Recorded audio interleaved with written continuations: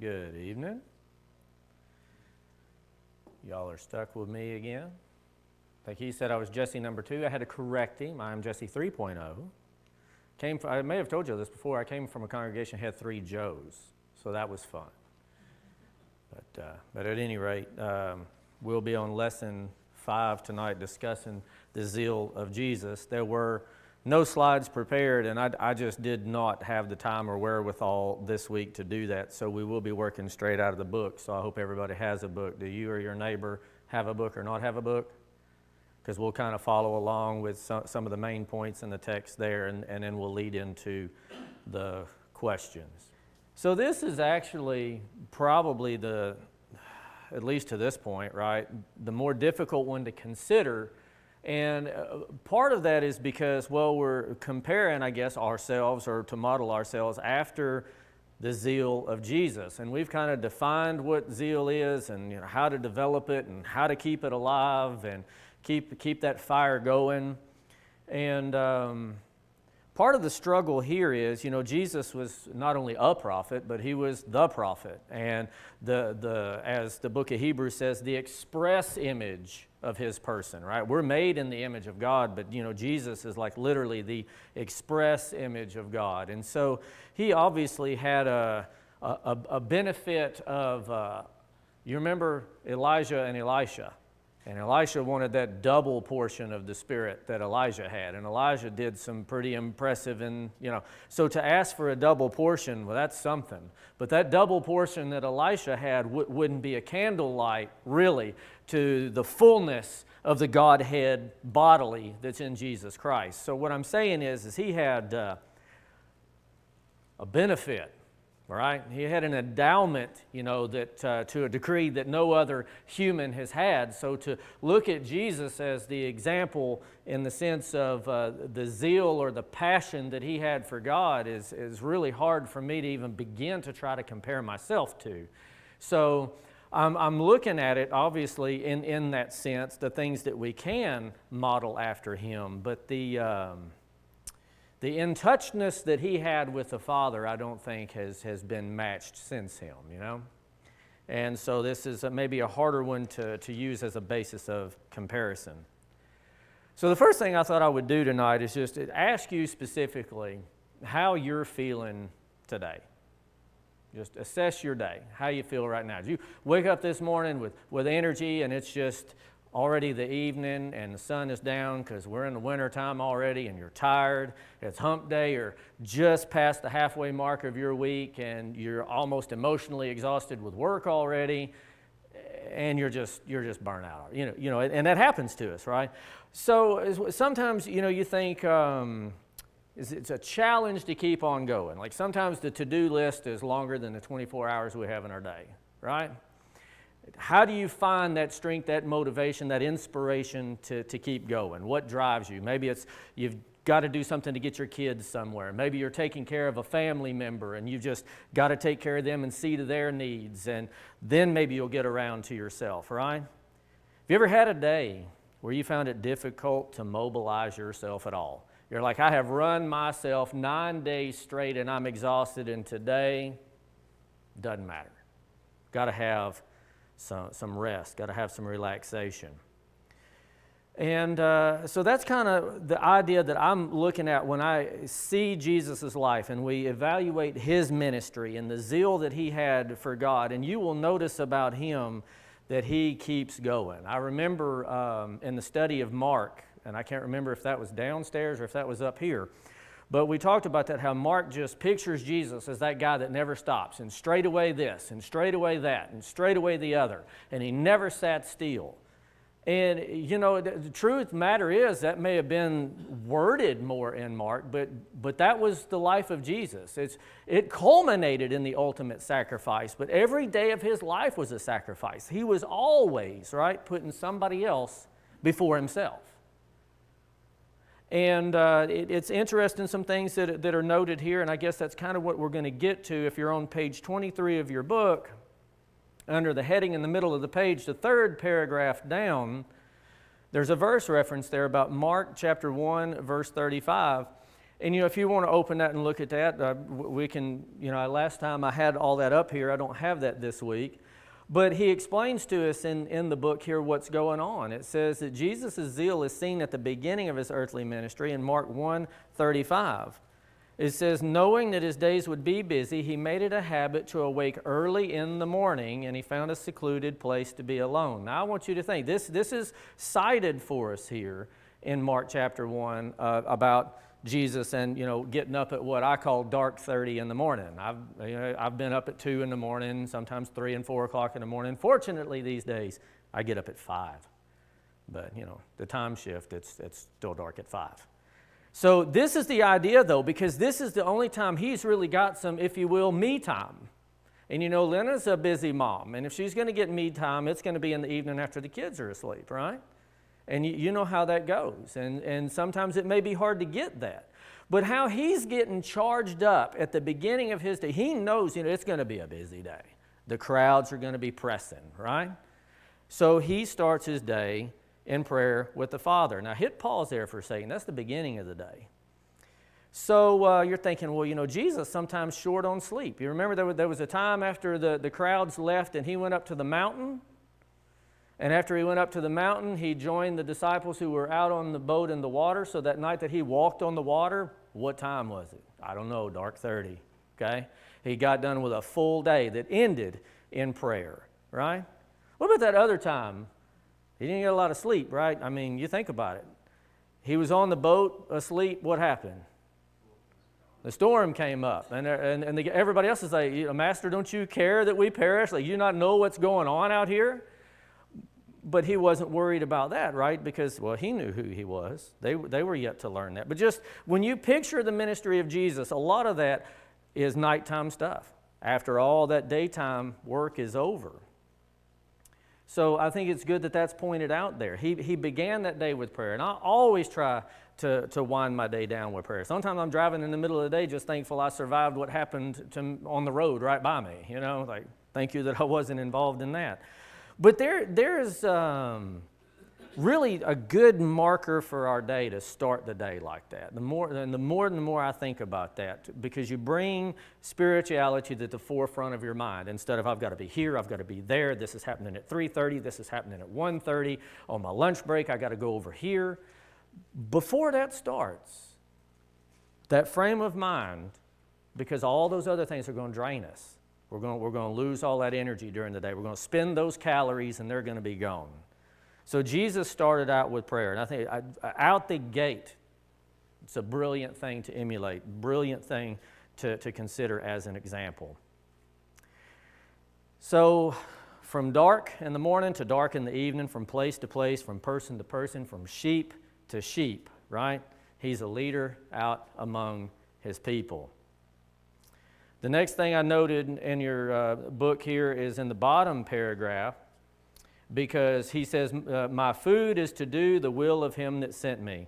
Now, Jesus said a lot of things that confused a lot of people at different times, right? This eat my flesh and drink my blood thing confused people. And you read this, and they're looking at Jesus kind of confused, like, well, where did he get any food? But he says his food, his sustenance is to do the will of him that sent me. Now, how does that give you energy? I've got a thought on this, but I want to ask you if you can make sense out of food being doing God's will. How's that work? When it comes to zeal and energy and passion and keeping on going. Yes, sir. Right? Seek first the kingdom of God and his righteousness. And all these things, food, clothing, where you're going to lay your head down at night, that will be handled. God will take care of that. If you're going to do what God has asked you to do, he will take care of the rest. And so by doing that first part, guarantees the last part. And so his food was, if I'm doing my Father's will, I'm going to eat. Right. And sure enough, his disciples are right there to get food. He was fed. And that's the way God has set up it to work here, is that if we do his will, he will provide the means by which we do. Have you ever been so caught up in something, though, that the next time you look down, you realized how late it was? There's been instances in my own life, it's been like, missed a meal, didn't even think about it because I was so engaged in the task at hand.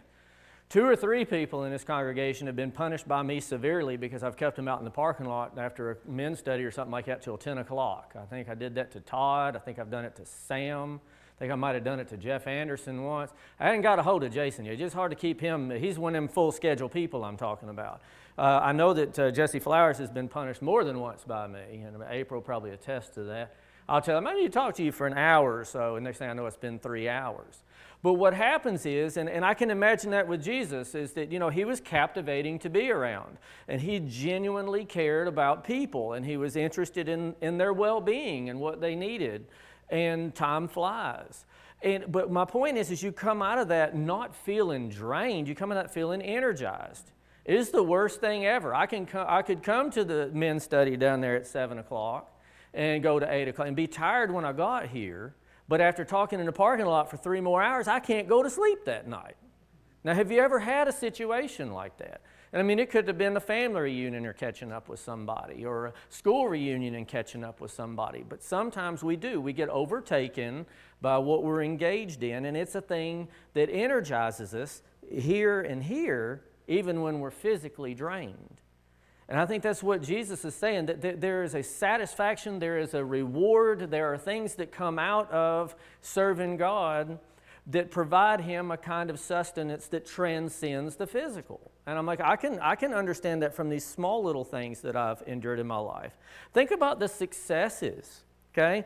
Jesus goes through his day, he talks to people, he sees their faith. I mean, how many times, he criticized people for their little faith or their absent faith, right?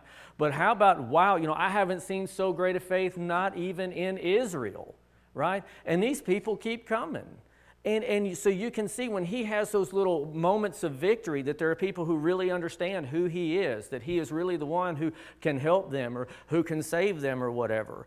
And so what you see in him even, that, I don't want to say reinforces, but just kind of refuels what's going on inside of him. But hey, at other times, there's a Pharisee after Pharisee after Pharisee. And it's got to be draining, another one. I mean, look at Paul. They chased him everywhere, right?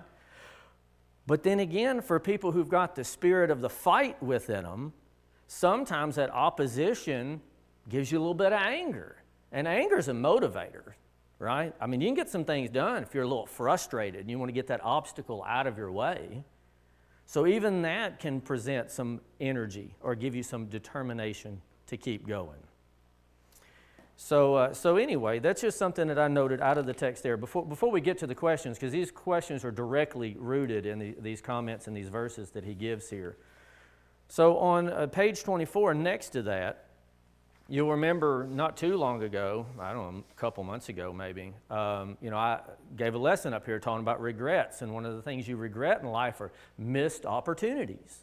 And he talks about that here in this first paragraph on page 24, right?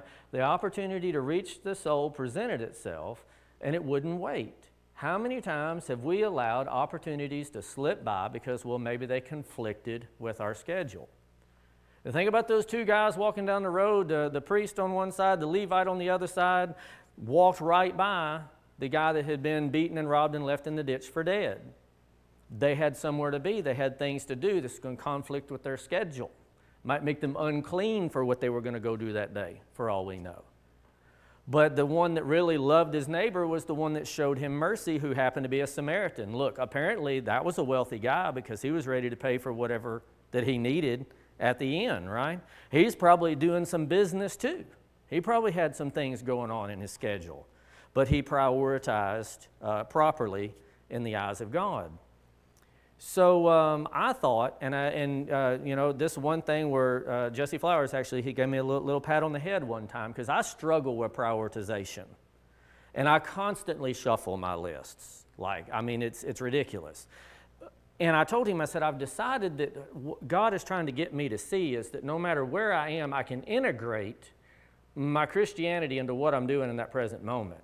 So if I'm at work, I need to be the best worker that I can be at work. If I'm with my family, I've just got to be the best that I can be with my family while I'm there. If I'm on the street and there's somebody in need, I've got to be the best Christian that I can be then and there. That's how these opportunities come by. They don't always come at the opportune time, do they?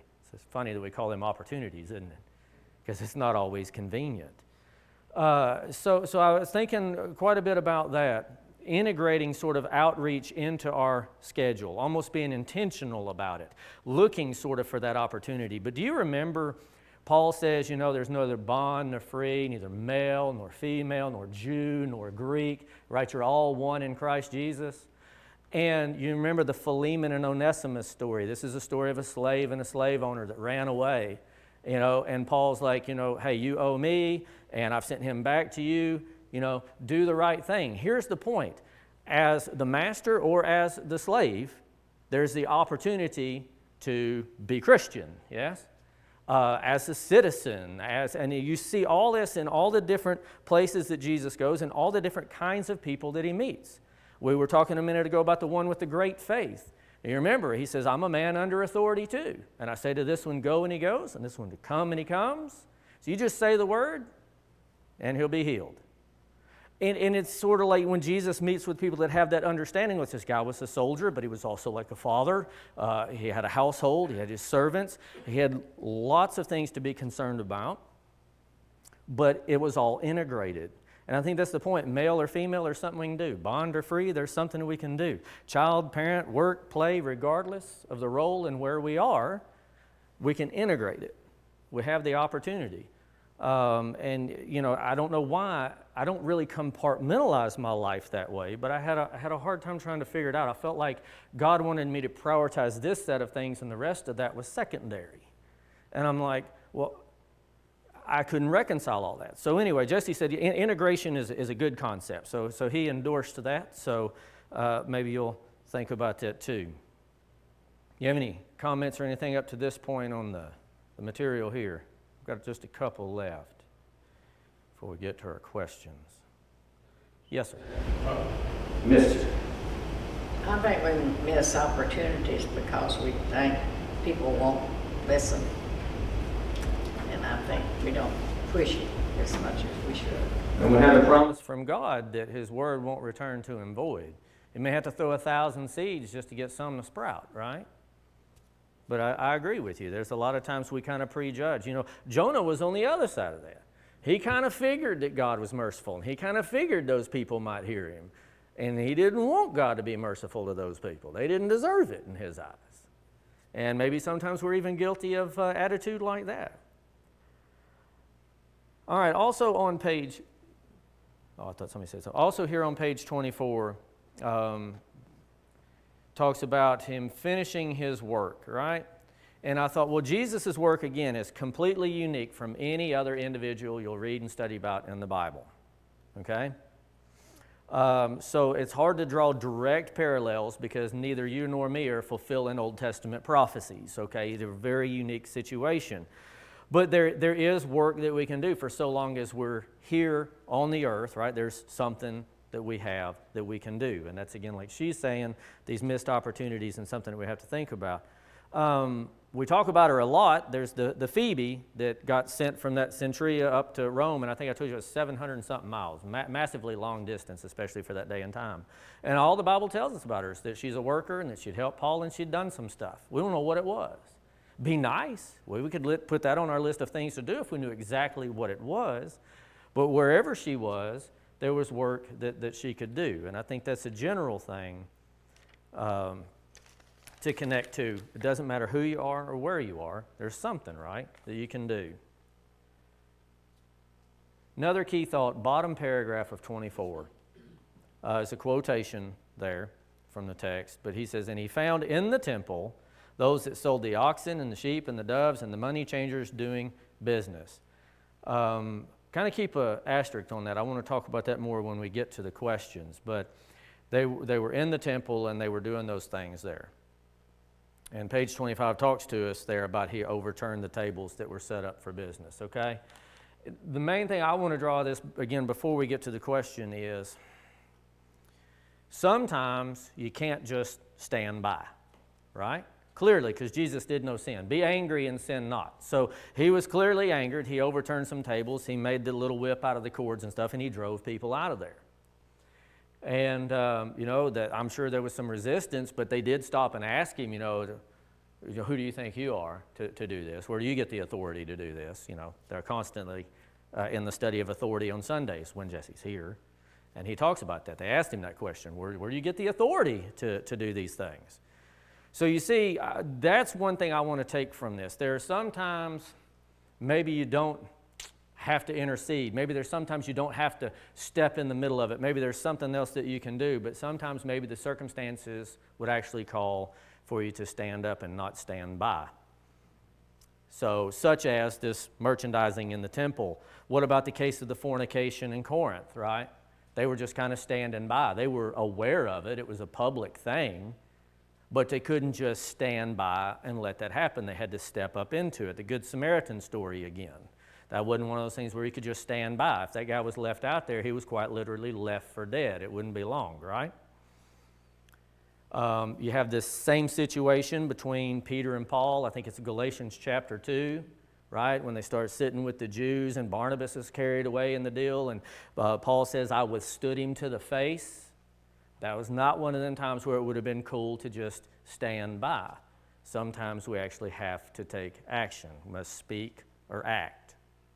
That's my observations just from the material and the verses that was made for the lesson tonight. So if you're good with that, we'll move into the questions now. So question 1. In your own words, describe the condition of the temple when Jesus arrived for the Passover. Yes, ma'am. I said it's a place of business and not a place of worship. Got the wrong thing going on in the wrong place, right? Yes, sir. I guess almost like a stable full of animals and I guess food for those animals and probably some straw on the floor and manure like he mentions in the text here and all these different things going on, plus the money changers with all their the tables and they were buying and selling animals, I guess, and of course there'd probably be an odor and how disgraceful for this to all be taking place in the temple, the house of God. Right. And so that's what, yes, ma'am. Well, he told them why he did it. He said, take these things and stop making my Father's house. I mean, he explained why he did it. He didn't just do it and let it go. And you think to some extent, and hey, Passover is the time where everybody's coming to town. So, y'all go shopping, okay? So this time of year is when the grocery stores get full of all the turkey and the dressing and the gravies and all that kind of stuff. And them stores, they stack it high because they know that that's like the one time of year that most people eat pretty much the same thing, so they're stacking it up. And so that's exactly what they were doing there. That was peak season, and all the people were coming in, and that was going to be the time where they made their money. I told you in the text, in the book there, I kind of put the asterisk there on the in the temple, because there are things that are supposed to go on in the temple, and there are things that are not supposed to go on in the temple. For fun, I want to take you back to Leviticus 9 for a minute, because this is an observation that I made going through Leviticus and Numbers and stuff in the high school class downstairs, and I just submit it to you for your review. But in Leviticus 9, you've got, they've built the tabernacle, and, they're fixing to have this big offering. And so if you'll notice that, like in Leviticus 9 and verse 7, they're told, go to the altar and offer the sin offering, right? And in verse 9 there, Leviticus 9:9, the sons of Aaron brought the blood to him. So what you've got is Moses saying to Aaron, Aaron is doing some things, and his sons are assisting him, right? This is chapter 9. And, you scroll down, verse 18, Aaron's sons presented the blood. You look down at verse 23. Moses and Aaron went into the tabernacle, just like the text we just read, right? In the temple. So Moses and Aaron went into the tabernacle of the congregation and came out. So they did what? They went in and they came out. So just ridiculous question. Are they in the tabernacle or are they out of the tabernacle? Seriously. They're outside the tabernacle. You with me? So now, Leviticus 10 verse 1, right? Nadab and Abihu, sons of Aaron, took either his censer, put fire there and incense there, and offered strange fire before the Lord. Well, God killed them for it. Now here's my thought. The last thing that we read, chapter divisions weren't there. Moses and Aaron went outside a tabernacle. So I get the same idea. The problem in Jesus' day there was that stuff that should have been going on outside the temple were going on inside the temple. You see? In the case of Nadab and Abihu, this offering of the fire, last thing I read, they went outside the tabernacle. So they're doing inside stuff on the outside. It's the observation that I made the last time. And if you notice the admonition in Leviticus 10 verse 7, you shall not go out from the door of the tabernacle of the congregation lest you die, for the anointing oil of the Lord is upon you, and they did according to the word of Moses. It's almost like the very following admonition is, talking to the ones that were left, you don't do temple stuff or tabernacle stuff outside the tabernacle. Okay? Likewise, your business that goes on, if it's a lawful thing to go on, is fine, but that doesn't go on in the temple. Just an observation. The place was largely the problem. The way that the house of God was being treated and the way that it was being operated. You have any thought on that observation? On that verse, they said that they come out to bless the people, but then the glory of the Lord appeared. So they evidently had to be outside for the appearance of the Lord. Mm-hmm. And they shouldn't have done their incense and censer stuff outside. It's kind of what I'm saying. The worship stuff's supposed to be on the inside. Just like in Jesus' day, the business stuff's supposed to be done on the outside. That's just what I think. It was probably a territorial, a location problem, maybe among other things. I know there's a lot of speculation around that subject, but it's something I observed this time I wanted to submit to you for your thoughts. But nevertheless, that was the thing. Business was going on in a spiritual place. And so question number 2 in your book is, well, how did Jesus react to this situation? Huh? Zealously, right. Didn't just sit by, didn't just stand by and let it happen. And that does seem extreme, right? There's a lot of times today we think that people might react and maybe overreact a little bit to things, and they put these little trigger warnings on everything now, like maybe you should approach everything a little more delicately and a little more sensitively. Sometimes maybe you can do it that way, but sometimes it calls for action that you got to speak, you got to act. Can you think of any other, situation that you might find yourself in? I know it could be at work or at play or in the church, but, accidents happen. I just remember one time was in the worship, and the trays were here, and the man accidentally, I grabbed the juice ones first somehow or another, because I think it was separate stacks, not like here where it's all in one stack. And grabbed the wrong one and took about 3 steps over, and there was just one voice, subtle, loud, clear, and calm. Nobody had a heart attack. Just said, bread first. And the problem, it was like, oversight, right? But spoke up and, kept things in order, right? So that's important, right? Decently and in order. God does appreciate order, right? Right thing in the right place at the right time.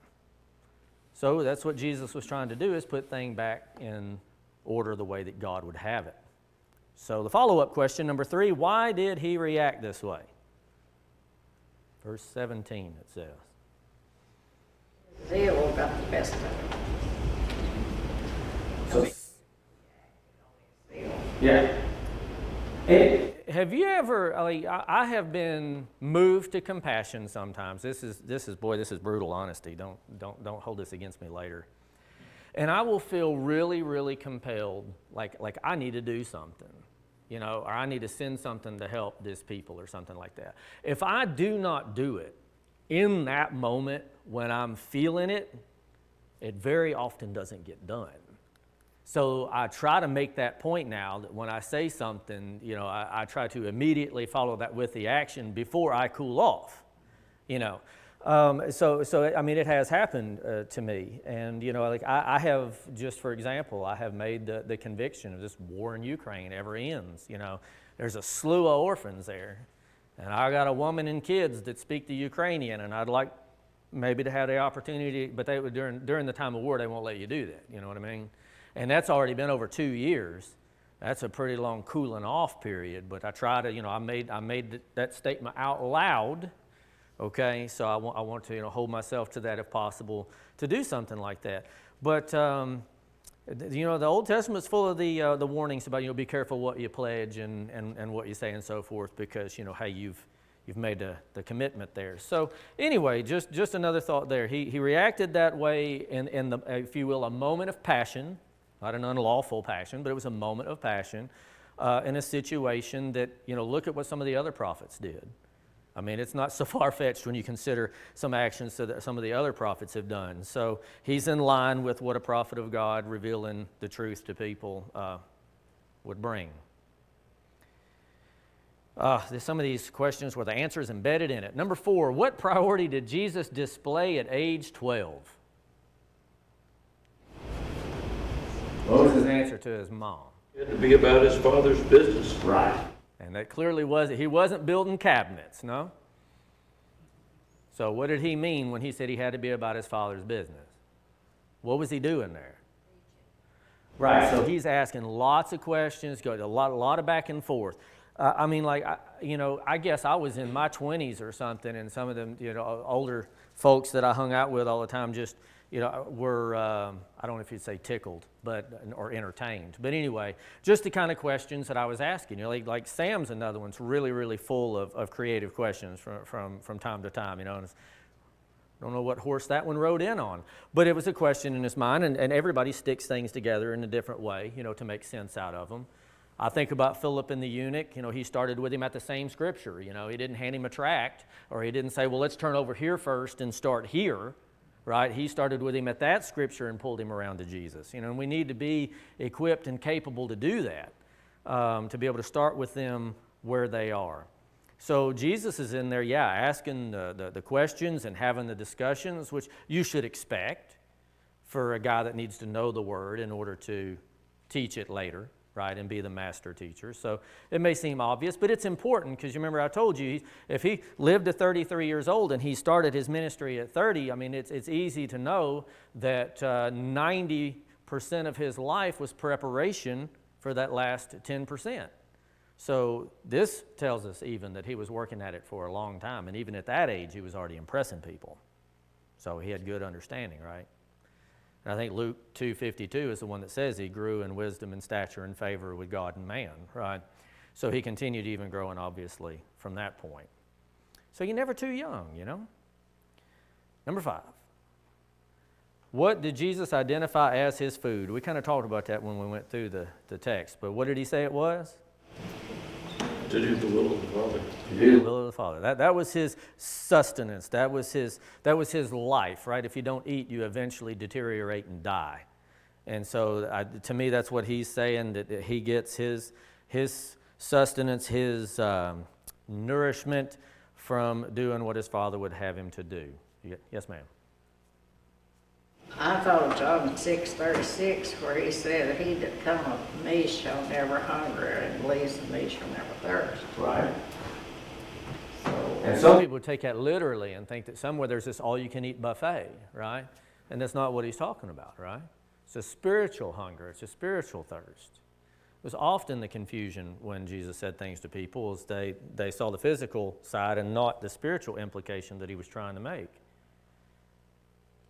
Anybody have another thing to say on 5? Okay. Number 6. What was Jesus' constant goal? Somebody read that if you got the verse there, John 8:29. Jesus' constant goal. Business. Right. From at least the time he was 12 there, yes? Yes, ma'am? I thought that was a hand, was it not?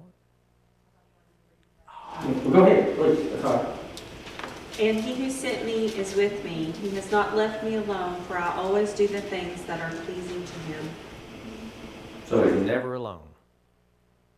Have you ever felt alone? I've been in a house with 9 other people and felt alone. So it can happen, Some of the hardest times in my life would just be when something bad happened to me. Jesus makes it very clear, just because the tower at Siloam fell on you doesn't make you a sinner above all other sinners. But something bad will happen to me in my life, and I'll be like, now what's God mad about at me this time? You know what? And I'll do all this internal reflection and crazy amounts of writing and stuff and go back and read it later because I'm trying to sort myself through all my problems. And it, you know, it doesn't mean that everything is going to go great, right? We don't have that promise. But the idea that him doing the will of the Father being his constant goal, and he knows that his Father will be pleased with him, right? And I think that's important. Discouragement is a thing. Why does it say, fathers, provoke not your children to wrath? What? Lest they be discouraged. And so it's not that God said anything to me. I'm just making all kinds of implications from the conditions of my life. They must be mad at me. Things are going wrong. And you get discouraged. And then what's that do to your zeal? What does discouragement do to zeal? It's pretty bad, isn't it? Yes, it can suffocate the fire out, right? So it's a dangerous thing. So I think the idea is there being at one with God and knowing that God is with you is a fuel of sorts, at least in the emotional and spiritual sense it would be. Look at how many times the Christians of the first century under persecution were much, just keep going, press towards the mark, right? There's a crown of life, keep your eye on that end goal, please the Father, right? You'll have your reward. And that should probably be something we connect to our zeal, is the idea that reward is at the end if we are faithful. Constant goal, right? Number 7, why did Jesus show urgency about doing his Father's work? Urgency. There's an answer for that one. Yes, ma'am. Going to the verse of John 9:4, I must work the works of him who sent me while it is day. The night is coming when no one can work. He knew that there was a finish line. He knew that it had to be done. So he had to do it as long as he was on this earth. So just for fun, is Jesus talking about the literal and physical daytime when the sun is up? Probably not, because he did a lot of stuff when it was dark too, right? So the sense of urgency is what I was talking about in myself earlier when I talked about my problems with prioritization. That's what prioritization is. This thing is the most urgent thing, so it goes first, right? And then you feel like, well, you're putting that first, then, well, God can't be first at the same time. Unless you're integrating your service of God, well, as a father, as a husband, as a business person, as a citizen, as a whatever, and you start looking at it, it's an integration. It's not compartments, right? It's an integration of following the Father's will in everything you do. Whatsoever you do in word or deed, right, you integrate with the will of God.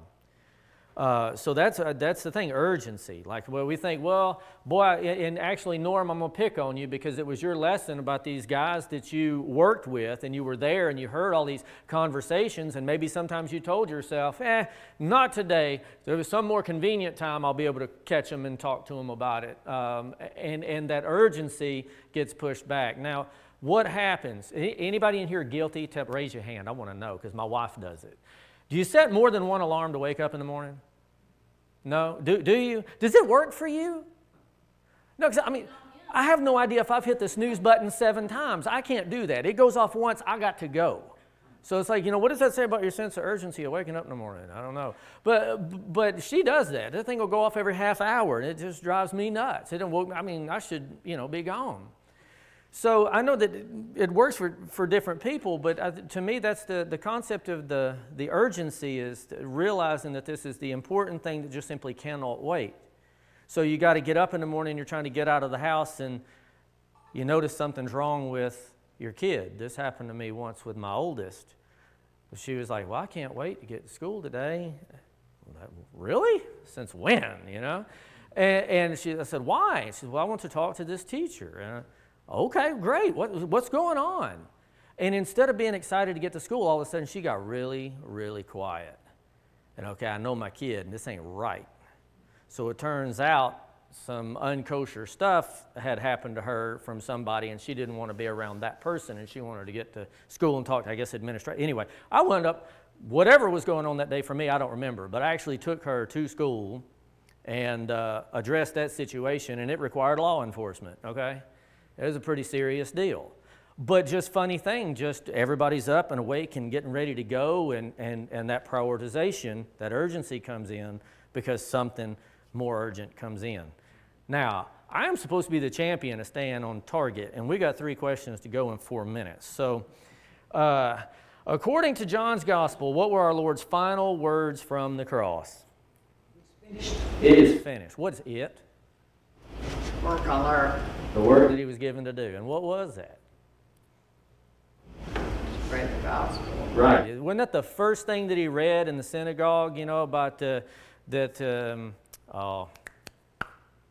jumped right out. But he read the prophecy about preaching the gospel to the poor, and that's the work. That's what he was talking about, and that's what he completed. He finished the work his Father gave him to do. Yes. And so, you remember a couple of times those Gentile, the Syrophoenician woman and that guy we were talking about earlier that had the great faith, you know, he told her, look, it's not fit to cast the children's meat to the dogs. He said, I'm sent to the lost of the house of Israel, right? That was the primary thing. That's where the urgency and the focus and the priority was. All right, number 9. How would you feel about Jesus calling on us to be zealous for good works if he wasn't himself zealous for good works? He gave his life for us, so we should be willing to do our part. It's kind of like asking that question when, you know, people say, do as I say, not as I do. So that's what we would call hypocrisy, right? Which is the primary thing he constantly told the Pharisees and the lawyers that Jason talked about the other day. You know, it's hypocrites, pretenders, fakers. So obviously it would be harder for us to do it if we hadn't seen someone else who did it. Yes, ma'am. We would not have the example of zeal like Jesus if he didn't have it. Right. And it's important to realize that he has never asked anybody to do anything that he did not first do himself. It's a big deal. Because I have worked with people in corporate world that never did my job. Boy, they're ready to tell me how to do it, though. They don't have a clue. Number 10, in what ways does our Lord's example challenge you to be more zealous for good works? This is where I wish we had about 10 more minutes, because I'd make everybody give an answer to this one. It's a big deal. What ways does his example challenge you to be more zealous for good works? I said we must work like it's the only time that we have to work, because one day we will not be able to show our zeal for God. Right. I actually wrote down for myself, remembering to begin and end my day with prayer. That's such a great point. If I'm doing nothing else but, you know, thank you for letting me wake up another day and I am not in a constant state of pain, right? That's great. When the back is not hurting, right? And the other thing I wrote down for myself is actively looking for opportunities. It's like everywhere he went, right? I mean, people were peeling the roof off to drop somebody down. The press was around him all the time. Somebody was touching the hem of his garment. Lepers, you know, have mercy on us. Everywhere he went, from every angle, 360 degrees around, sun up to sundown, right? The opportunities were very present in front of him. And he has promised us too, right, that the fields are white for harvest. That work is out there, and that's probably the work that we're expected to have something to do with, right? Any final thoughts? Anybody else have comments on that one? We got about 1 minute before the bell. How the Lord's example challenges you. Come on, Norm, you got to have one. Of every minute, you know, I mean, like, I think about how many people I know, and it's not that many really, but how many of those people are lost that I have not tried to share the gospel with, you know. It just really bothers me about this. There's one guy, I read a lot of stuff that he writes, but he does a lot of just hours. He's one of those people who can walk up to strangers, and I'm not good at that, but he always starts with the same exact question. He's like, well, what do you think happens after we die? Because a lot of different people got a lot of different ideas about that. And so from that point, I guess after you've heard a few dozen of them, you kind of know a general flow to take that conversation and introduce them to Christ and the truth and so forth. And I think it's brilliant. And I actually like reading what he does because in some sense it builds up my confidence like, you know, I can do this. I can talk to these people. Appreciate it.